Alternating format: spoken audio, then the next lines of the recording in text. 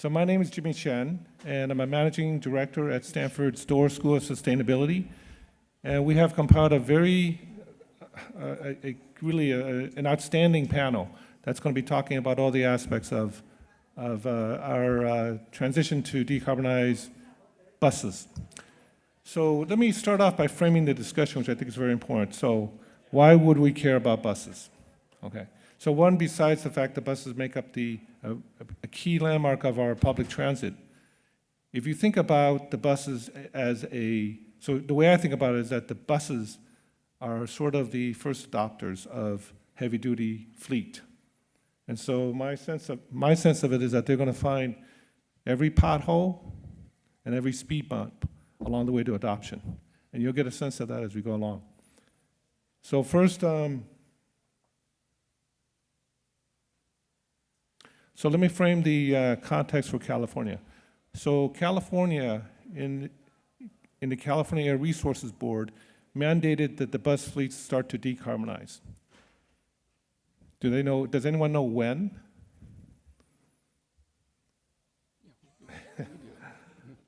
Okay, so this is, they had to start decarbonizing in 2023. Okay, so if you think about that, that's already 2 years ago. So we're no longer in the sort of a academic theoretical phase. We're right in the middle of this adoption. Okay, so number one, the buses are an early adopter. And number two, we're actually implementing them right now. This is what makes this not an academic study, but really a study of adoption. And then the scale up of this is carbonization journey. So with that, what I'm going to do is I'm going to have the panel members introduce themselves very briefly. Then we're going to go into a moderated Q&A, and then we're going to have audience questions. Okay? You want to kick us off, Bill? Sure, happy to. My name's Bill Elrick. I'm with the Hydrogen Fuel Cell Partnership. We actually started in 1999 as the California Fuel Cell Partnership. It was the first public-private partnership of state, federal, local government, vehicle manufacturers, energy institutions, academics, et cetera, coming together. Originally, could hydrogen technology work for the mobility mandates and technology opportunities?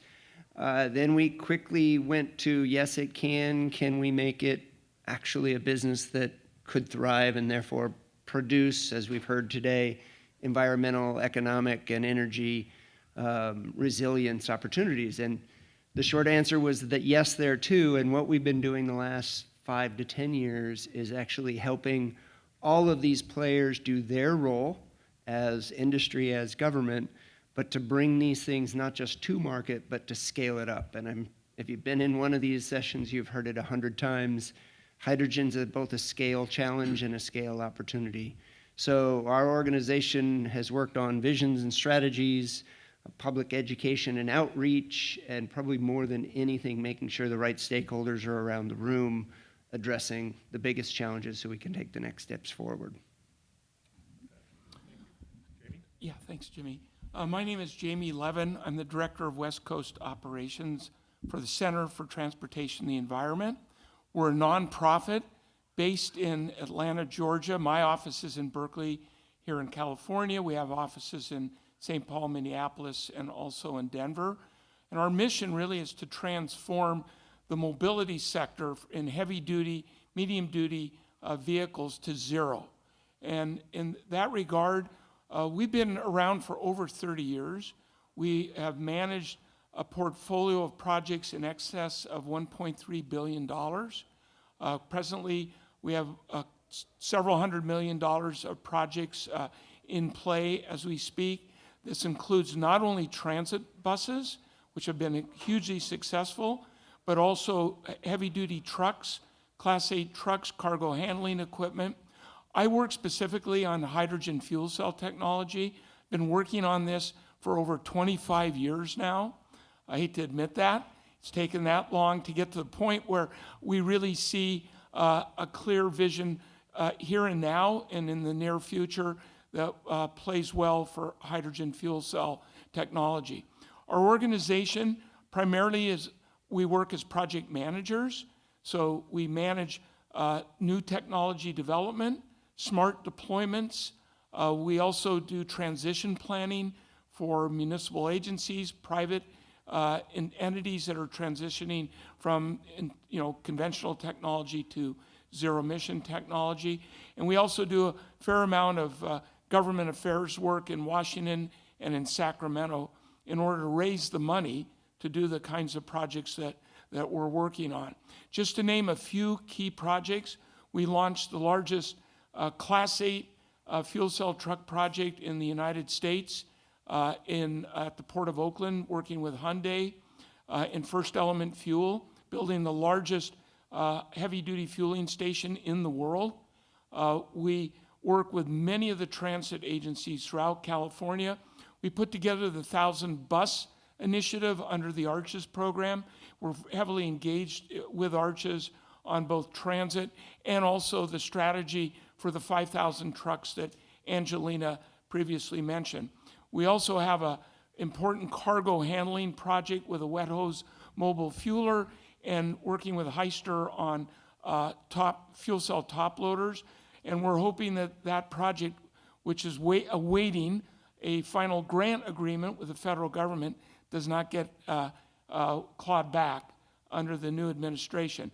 This is all about jobs for and energy for our nation, so we hope that hydrogen stays the force that it has been, and we want to see it continue.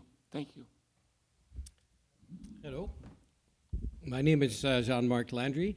I work for a company that's called Letenda. You might have seen outside a small 30-foot electric bus. So we're a small company that started 9 years ago from scratch to design a brand new innovative style transit bus. So this bus has never been a diesel bus or hydrogen or anything, or not hydrogen, but CNG or anything else in the past. So if you look at the landscape in terms of transit buses, there's some really big, a few, there's couples left. You're either really large or you're really small in most cases. So we're probably one of the newest one that started from scratch. So it's very exciting times. The company started in 2016. We were ready to go in production in 2021. So we all know where the whole industry was, transit world was in 2021. But we're still here in 2025 and ready to go for production. So we'll be delivering our first buses next year. So we don't have the list of customers that these gentlemen have, but it's very exciting times, and we have some great projects, some great opportunities. We're a Canadian company, but we'll manufacture in Canada and the U.S. We're all set up for both sides of the border. So pleasure meeting you. Good afternoon, Patrick Fiedler with the Fiedler Group. We're consulting engineers. We've been supporting fueling infrastructure for over 65 years now. The first 30 plus years we were supporting the traditional oil and gas fueling. In the last 35 years it's been alternative fuels, starting with compressed natural gas for fleets and transit districts, and migrating into liquefied natural gas for heavy duty trucks across the country. And then the last 20 years we've been working on hydrogen projects. I think that's when I first met Jaimie. It's been a long road on hydrogen. But we've been supporting light duty, heavy duty, and transit hydrogen fueling facilities. Working with companies like BP, Chevron, Shell, Iwatani, Toyota, Hyundai. And it's been quite a journey watching the ebb and flow of hydrogen. We worked with CTE on transition planning, looking at fleets, how they would need to modify their facilities in order to integrate fueling infrastructure, and what modifications would be necessary for their maintenance facilities so they could then support the fleet. Happy to be here with you this afternoon. Great, thank you everyone for introducing yourself.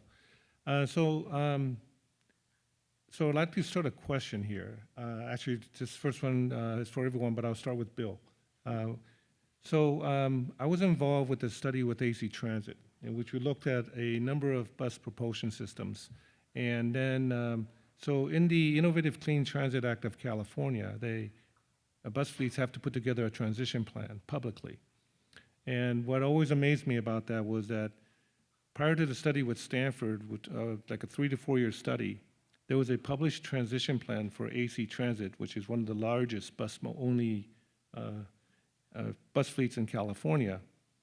And the transition plan that was published before our study was 70% battery electric buses, 30% hydrogen.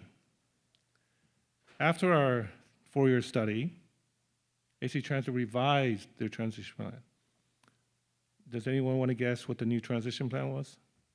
You got, no. Does anyone want to guess? So the revised transition plan after the study was 70% hydrogen electric, 30% battery electric. So the question that I'd like to ask the panel, okay, is really along the line of strategy, and so I'm gonna cue it up this way. In your mind, Bill, what are the top challenges for bus fleets to meet California Air Resources Board ICT regulation? Okay, a shorter version of the answer, right? Top challenges. I think the first one, and maybe I'll just use that study and the change at ACT as it is, hydrogen is very foreign to everyone. We all carry phones, we think we know charging, electricity is ubiquitous, so we assume it's easy. Hydrogen, the little we know, it's expensive, where do we get it? It's challenging.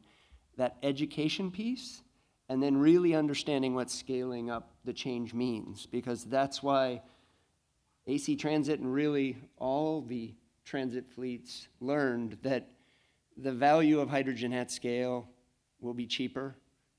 I'm not sure I can say easier, but cheaper and be more effective at what they need. And so it's that longitude look at how and what you're trying to achieve.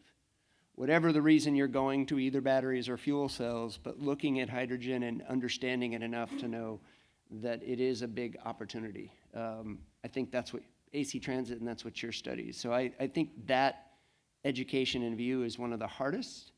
I think the other, and it's kind of the flip side of that, is you've got to have the policymakers, the infrastructure developers, the vehicle manufacturers, the fleets themselves, even the public community around them, all on the same page. Because any one of them can make this stumble and fall along the way. So you need a big vision, you need a big plan that everybody's bought into, agrees to, and then the harder part is really following through and committing, because you're going to stumble along the way, and having that fortitude throughout that process. So I think it's the education and then the big plan, and then I'm going to step back because I know there's more things that get into more details, but you've got good experts that'll get into the rest. Yeah.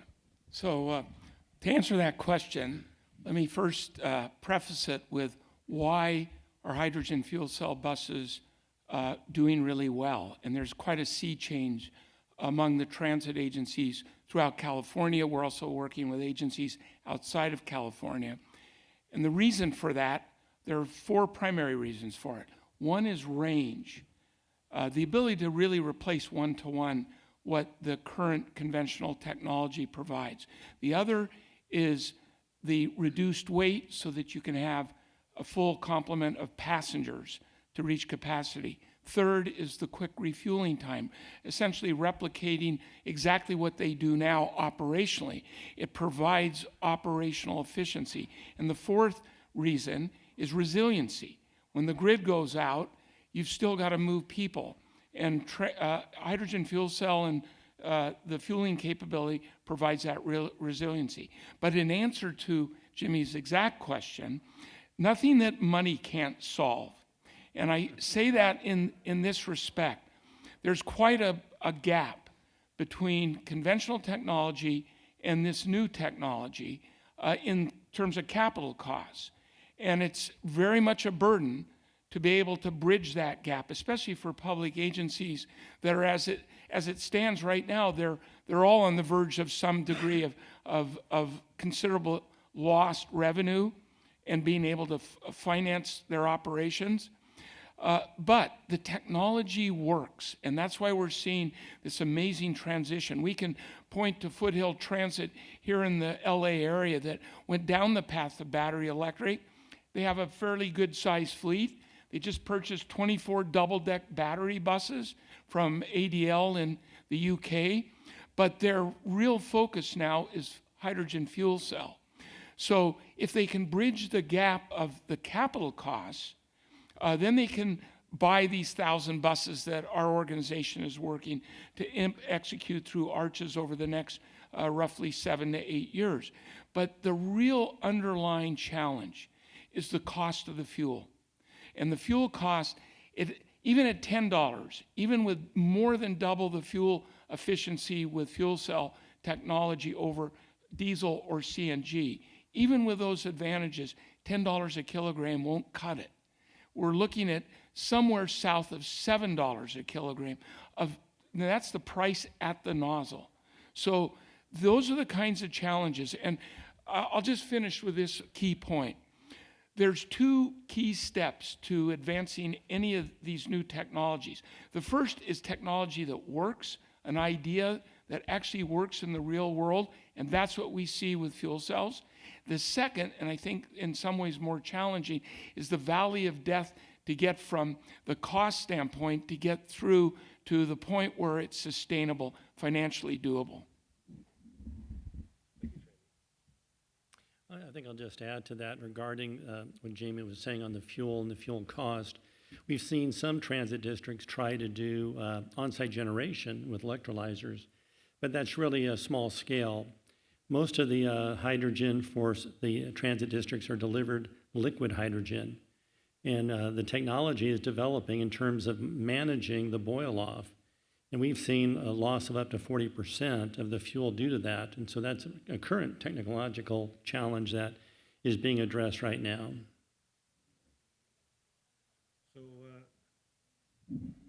So Jean-Marc, I'm going to pick on you a little bit, okay?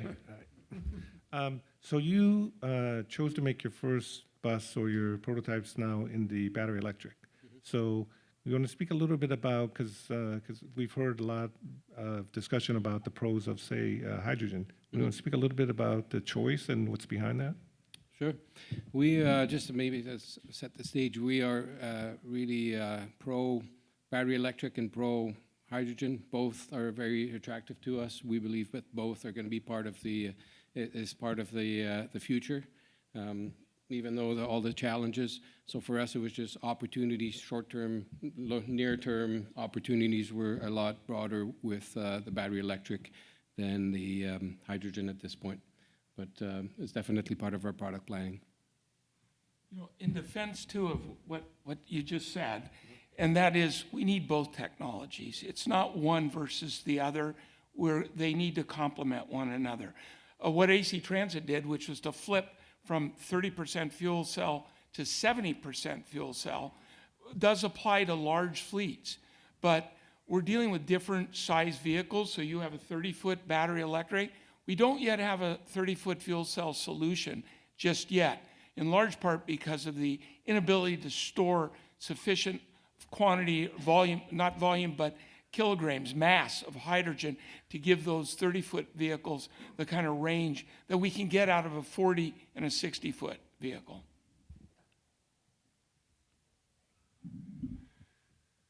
So my next question is really around, so I think many of you know this pretty code because you work in space, but I'd like to have you comment a little bit about the pros and cons of, say, battery electric versus hydrogen electric. Just so that people understand those comparisons and the options and the trade-offs. Because a lot of times there's a lot of things that are said in meetings which, or conferences which I think are not necessarily accurate. But I would like to give the chance for the panel here to speak a little bit on how they see as the pros and cons of those two technologies. Yeah, well, I can start. So look, with battery electric, it's fairly simple at a small scale. We're all familiar with plugging in from our toothbrushes to our iPhones and the like. So at a small scale, to be able to charge a number of 10, 15, 20, maybe even 30 buses, that's doable to a certain extent.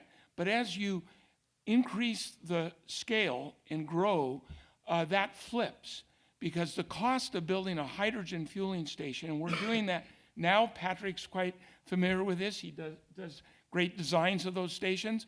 We can build for roughly $9 to $10 million a fueling station on a footprint that's relatively small to support well over 100 transit buses.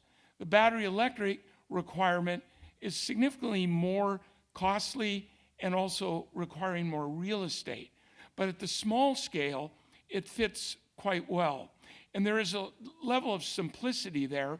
You know, they're basically the same bus, except the fuel cell bus has a fuel cell that generates its electrons, and it's got hydrogen storage.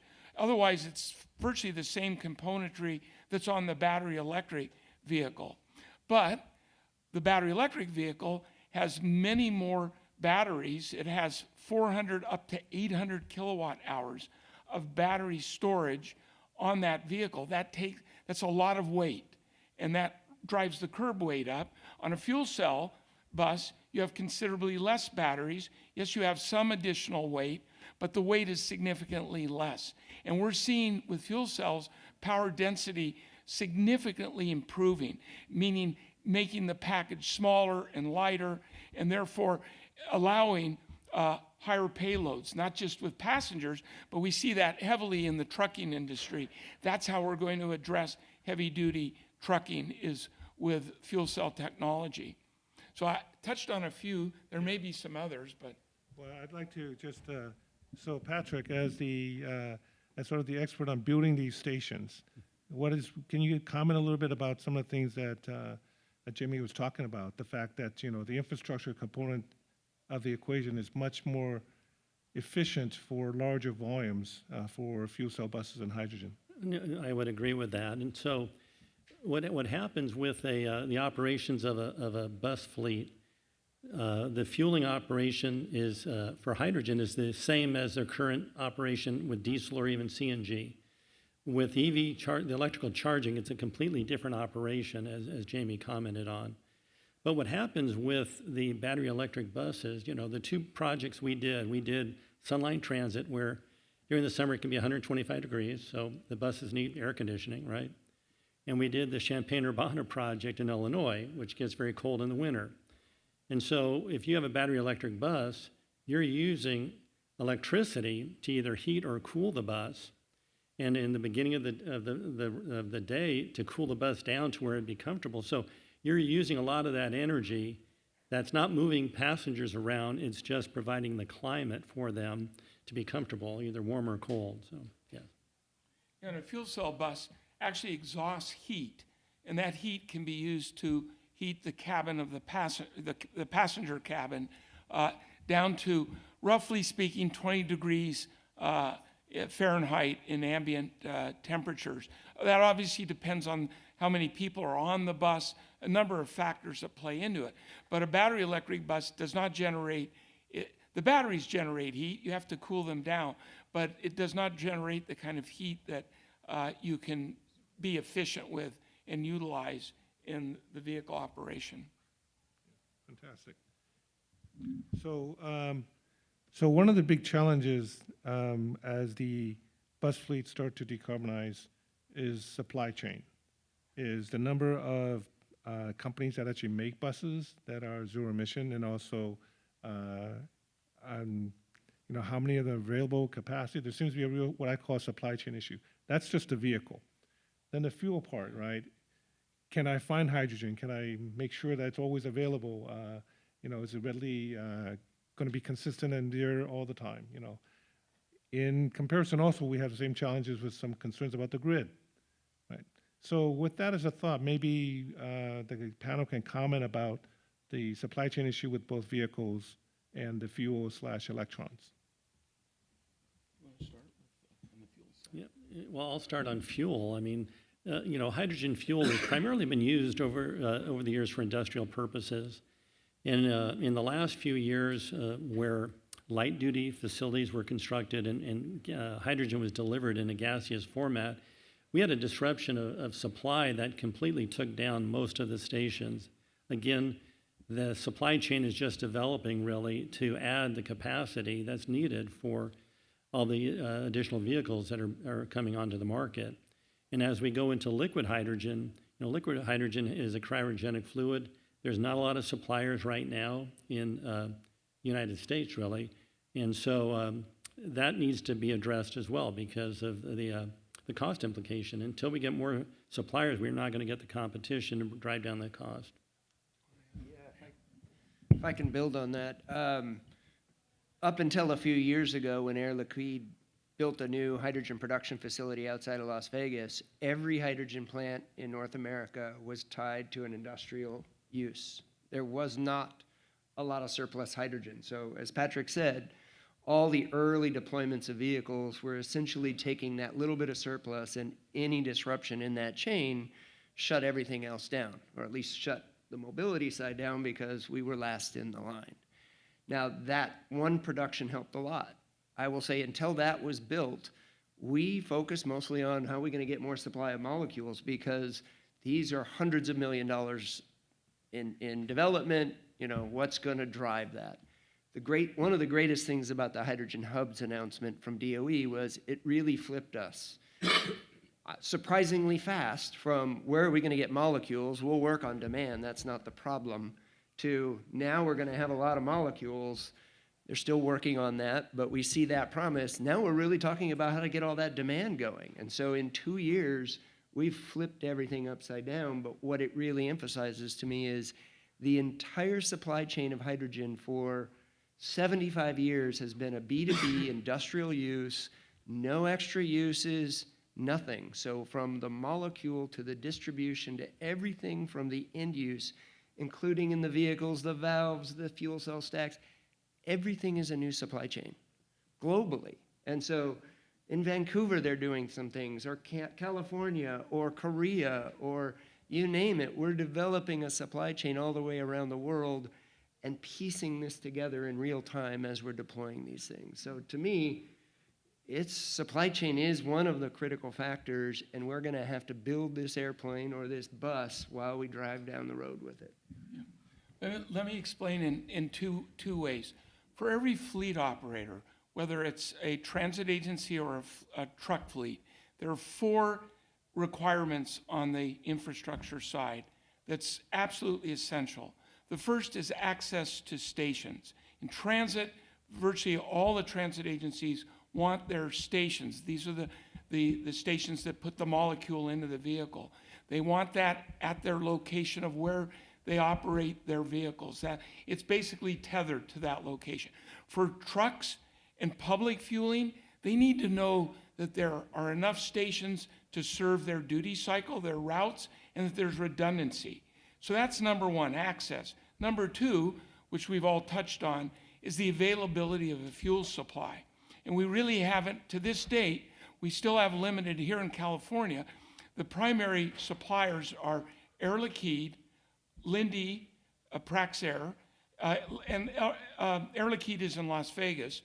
Linde Praxair is in Ontario, California, and Air Products, which is in both Northern and Southern California. But it's a limited supply because it was based on industrial purposes, not for mobility. The third key issue is the price, which I touched on previously. No fleet operator is going to be able to afford to operate these wonderful vehicles if they can't sustain the cost of fuel. And the fourth key item, which is generally driven by public policy, is a green renewable source. One of the students earlier raised this whole issue about how do we source hydrogen. We cannot let the perfect be the enemy of the good here. And Jack Brower spoke about this. We can deal with this with hydrogen. We can deal with the methane. We can renew it. We can get it greener and greener. But we can't do that overnight. It takes time, and we've got to get moving further on this. You know, that $1 billion that we receive for ARCHES, it's a lot of money, and it isn't a lot of money. Well, we haven't received it yet. Yeah, that's true too. That's true too.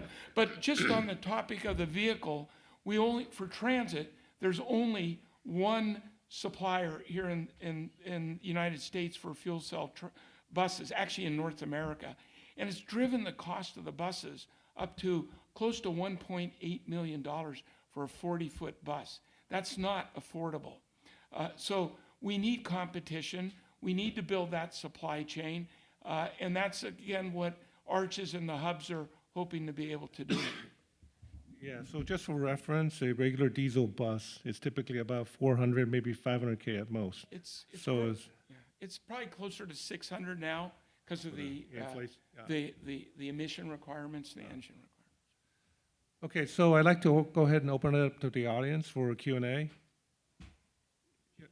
love some of the comparison you're doing about the advantages of electric versus hydrogen. And I face this in my own company. They're all ZEV, we should be electric. Is there a good reference you can refer to? You mentioned the AC Transit study. Is there a document you can point us to or any other documents that would be nice to look at? Sure, so the AC Transit studies are one source. CTE's published a number of things. There's, yeah, if you just, I mean, there's been a lot of studies looking at this type of trade-off comparison. Yeah. Yeah. On AC Transit's website? Yes. But if you see me afterwards, I can send you the link. It's on the Stanford Hydrogen Initiative website too. You know, any application for any particular agency or fleet operator, you really have to start out by evaluating what the energy requirements are based on the duty cycle, how the vehicle is going to be used. Understanding that energy demand is key to understanding what kind of infrastructure, which technology works. We're open to battery electric solutions. Many of our clients that we work with, we provide battery electric solutions, but you first have to start understanding what that demand is and how it meets their duty cycle and their operational requirements. The other thing I would emphasize is this. There is no question that batteries are more efficient than fuel cells. But you have to think of this in terms of fleet operator operational efficiency. And that's where fuel cells are far more operationally efficient than battery electric. And any fleet operator who has to deal with moving, replacing the incumbent technology will realize that very quickly. So duty cycle is how they manage their fleet. It's how they dispatch their vehicles. It's the combination of where they operate their vehicles on multiple different duty cycles. And that's the challenge that we have in looking at how we're going to deploy these larger number of vehicles over a period of time. Yeah, so that's a really critical point, is that so in these applications with fleets, you're talking about business.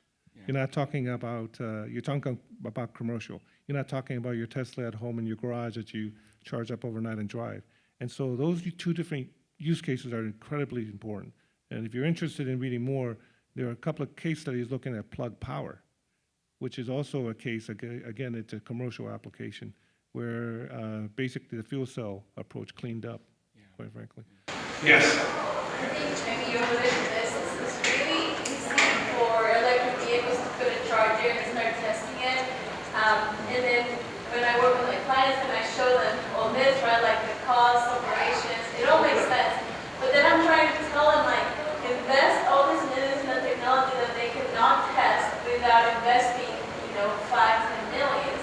So, and even the smaller agencies, right, like they don't have that. So is there been something between, like mobile hydrogen that they can come for 1 or 2 buses? But I feel like that's something that's missing, like something that we can bring to agencies and say, get 2, 3, 4 buses and see how easy it is. Like, I'm not going to lie with it, like operationally it makes sense, right?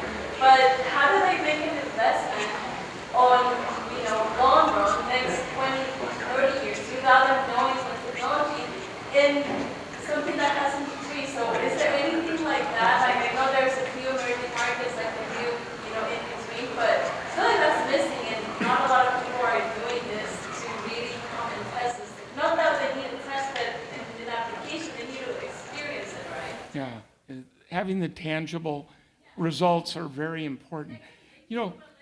LA Metro has the largest fleet. I think it's the 3rd largest bus fleet in the United States. By the way, I'm glad to see that you're moving up in the ranks since you graduated UC Irvine. I know Jack's here, one of your, We're one a of your small mentors.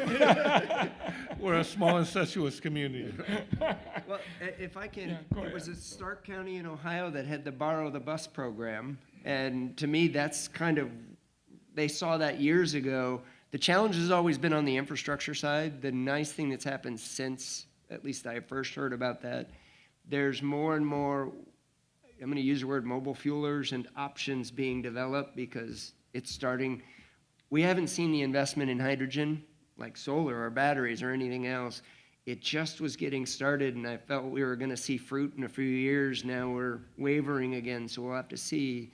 But seeing the mobile fueling options tandem up with a vehicle will give people, whether it's a bus, a truck, or even small light-duty vehicles, it's kicking the tires. We called it butts and seats. Is going to make differences and changes. Paper studies are great, but a fleet operator, you know, they have broken fingernails and dirty. That's what they want more than anything. I think you're spot on. I'll get to the LA Metro story, but what I wanted to emphasize is that, like Patrick mentioned, much of what we're building now, and we're building a lot of large-scale stations that will support 2 to 3 tons per day in throughput. This is transit now. The smaller agencies, and in those stations, it's liquid delivery because we can deliver over 4 tons of hydrogen with one truck. Cannot do that with gas supply. But there are technologies, the Lindy, GTL leasing, to name just a few, have these station modules that can drop down, and then you can bring in a gaseous tube trailer. And if First Public Hydrogen delivers on their promise, we're going to be able to use gas as well as liquid. So for the very small scale application, we can use gas till the 1-ton trailers are in the works for gas, and there could be a drop and swap type of solution. So point being, there are multiple solutions, and at the very small scale where you could get maybe 1 or 2 buses and support, or up to 5, and utilize a drop-in station module and a tube trailer, that's possible. But driving that has to also be cheaper fuel. The LA Metro story I wanted to just touch on is that, you know, they have 2,300 buses at LA Metro. They've been very resistant to considering hydrogen fuel cell. I have no doubt that will be in their fleet inventory at some point. But they have moved to purchase some number of these buses in order, the fuel cell buses, to try them out. King County Metro in Seattle, 1,800 buses. They were all fixated for many years on battery electric. And a lot of that has to do with the politics of the supply, the grid supply, the local utility, and what have you. They're now moving down the track of bringing in a smaller fleet of fuel cell vehicles. And just like AC Transit did a 30 to 70 flip, I predict, what I typically say is the modal split will be 50-50. But when they really see how fuel cell buses perform and really do one-to-one replacement, I think the predominant technology will be fuel cell, providing that we get affordable hydrogen pricing. That's key. I just want to add one comment on the mobile fueler you were commenting on. We deployed about 3 mobile fuelers this last year for fleets, and we were getting fueling events up to 20 trucks a day off the mobile fuelers. Now, it was a delivered liquid hydrogen, but so that's an easy, inexpensive solution for any fleet to get up to 20 vehicles a day before making the commitment for a permanent station. Oh, Yeah, wow. the problem with that is, as Patrick will attest to as well, is you can realize upwards of 30% of lost fuel that vaporizes and gets vented. This is one of the challenges with hydrogen. And Patrick, you talked about this in terms of how to handle liquid. We have to solve the boil off and the venting problem, or none of this works. Because if you're paying $10, $15 a kilogram, but you're losing 30, 40% of it, this is not affordable. This can't be tolerated.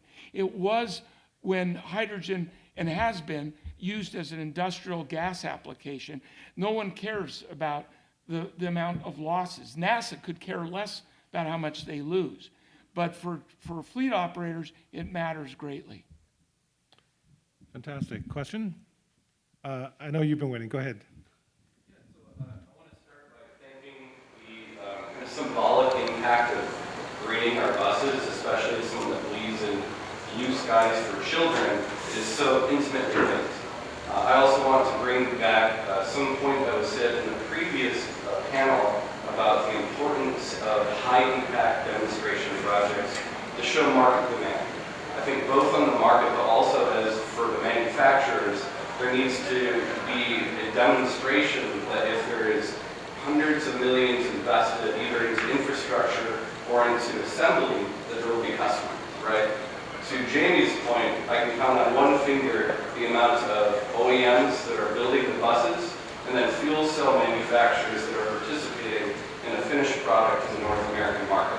There has to be more in order to be able to grow, right? So my question or strategy thought is that, how can we move this panel beyond just a California clean bus strategy to a working group? Notably, going back to Sunday, there was a panel discussion on the LA Olympics coming up in a couple of years. It is the backyard of California, and the world will judge us on how we are able to treat the customers, the people that are moving in between the city, right? What can we do to be able to ensure that, one, there's enough power for the electric vehicle buses, and that there's a chance at having more fuel cell buses?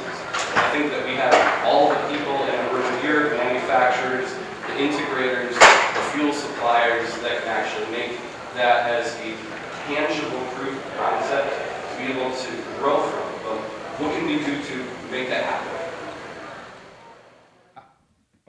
I'll be daring, because I don't own or operate or control any of these things. The Olympics are coming up.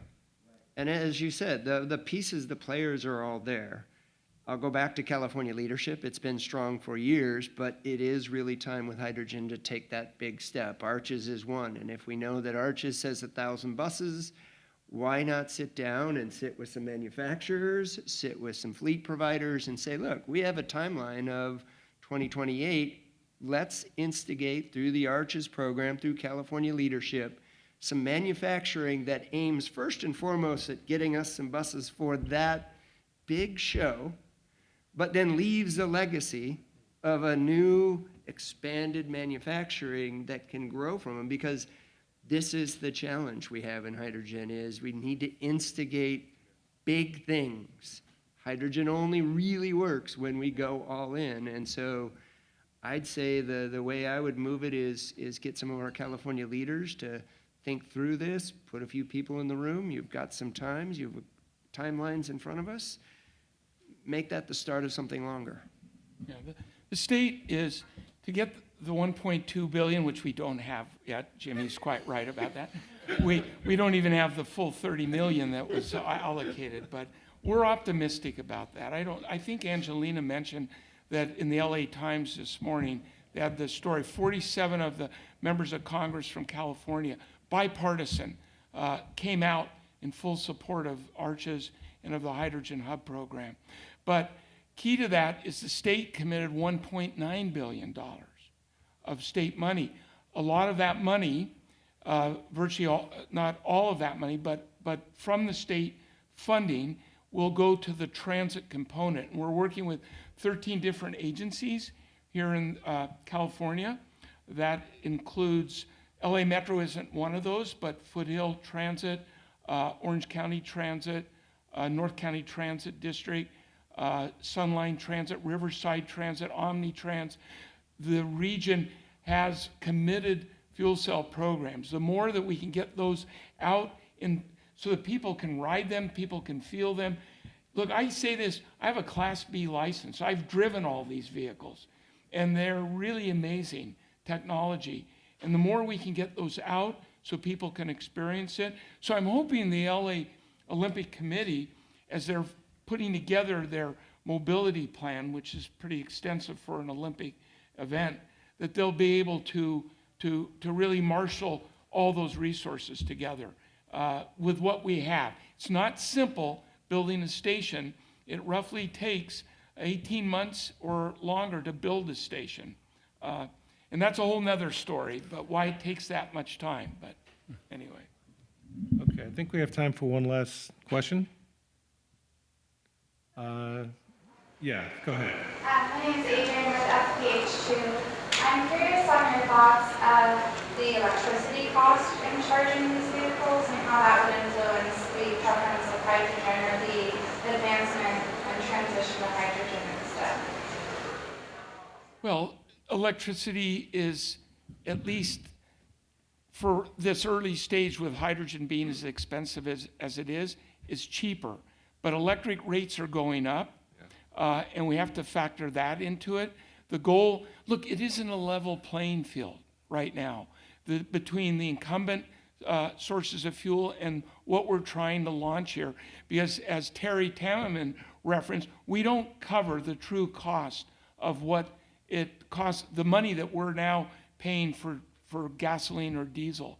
So I think there is a differential there, but our electric rates are going up.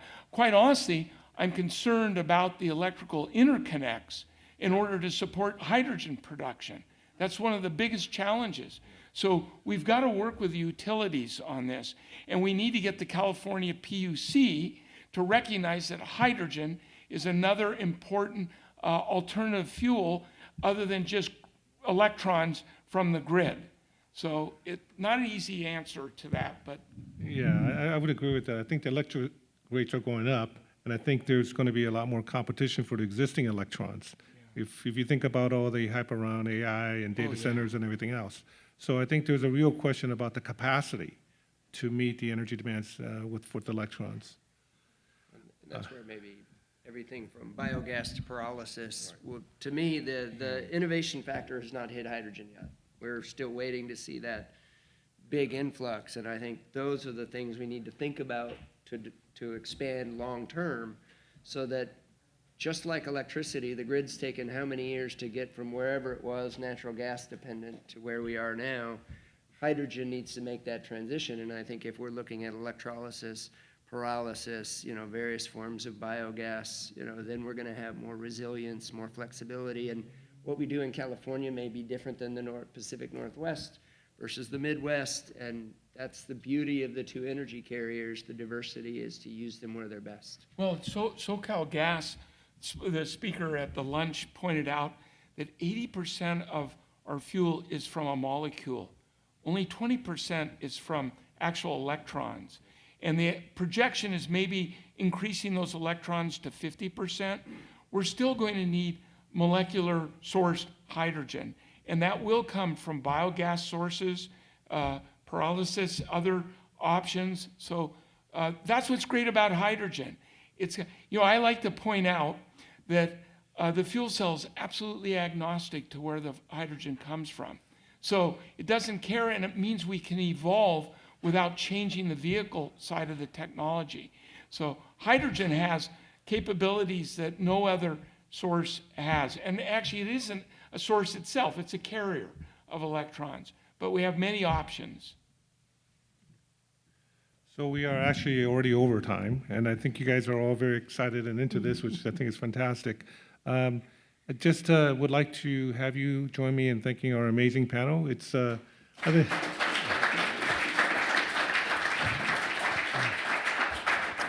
I always love a panel where we have everyone that can make the infrastructure to the buses and the people that know about the systems all in one place. So anyway, have a great evening, and thank you for joining us.